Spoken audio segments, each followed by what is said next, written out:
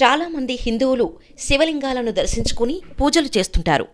ఇది చాలా కాలం నుండి వస్తున్న ప్రాచీన ఆచారమే. అసలు శివలింగం అంటే అర్థమేంటి? శివం అంటే శుభప్రదమని, లింగం అంటే సంకేతమని అర్థం. దాదాపు శివలింగాలు అన్నీ నల్లరాతి రూపంలోనే పూజలు అందుకుంటాయని అందరికీ తెలిసిందే.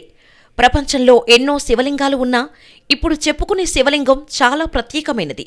బహుశా అలాంటి శివలింగం గురించి మీరు ఎప్పుడూ చూసి కానీ విని కానీ ఉండరు. కదిలే శివలింగం. శివలింగమేంటి, కదలడమేంటి అని ఆశ్చర్యపోతున్నారా? అవునండి, ఇది నిజం. ఈ కదిలే శివలింగం ఎక్కడుంది? ఈ కదిలే శివలింగం ఉత్తరప్రదేశ్ రాష్ట్రంలోని దియోరియా జిల్లాలోని రుద్రపూర్ అనే గ్రామంలో ఉంది. ఇక్కడ ఉన్న ఈ శివలింగాన్ని దుగ్ధేశ్వర్నాథ్ అని పిలుస్తారు.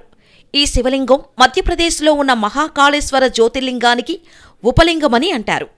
ఇక్కడి దేవాలయంలో శివలింగం ఏకధాటిగా 24 గంటలు కదలగలదు.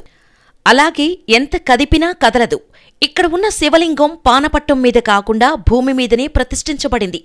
2000 సంవత్సరాల చరిత్ర ఉన్న ఈ ఆలయంలో శివలింగం చాలాసార్లు కదులుతుంది అంటారు. ఇది ఒక స్వయంభూ శివలింగం. ఈ ఆలయంలోని శివలింగం ఒక అద్భుతం. ఈ శివలింగం చాలాసార్లు కదులుతుందట. అది గంటైనా కావచ్చు, లేదా 2 గంటలు, లేదా పూర్తిగా ఒకరోజైనా కావచ్చు అని అక్కడి పూజారులు చెబుతున్నారు.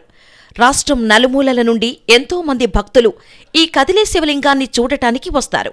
కదిలే శివలింగాన్ని చూసి అందరూ ఆశ్చర్యపోతున్నారు. ఒకసారి శివలింగం కదలడం ఆగిపోయాక ఎవరు ఎంత కదిపినా ఒక్క అంగుళం కూడా కదలదట.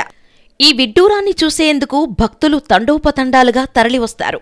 అంతేకాదు, ఈ శివలింగం ఎంత లోతు ఉంటుందని తవ్విచూశారట. కాని ఎవరూ దాని మొదలు కనుక్కోలేకపోయారు. ఉత్తరప్రదేశ్ రాష్ట్రంలోని దియోరియా జిల్లాలోని రుద్రపూర్లో ఎన్నో కోటలు, రాజభవంతులు ఉన్నా ప్రత్యేక ఆకర్షణ మాత్రం ఈ దుగ్ధేశ్వర్నాథ్ ఆలయం అనే చెప్పాలి. మరి ఇంతటి మహిమ ఉన్న ఈ కదిలే శివలింగాన్ని అందరం దర్శించుకుందాం.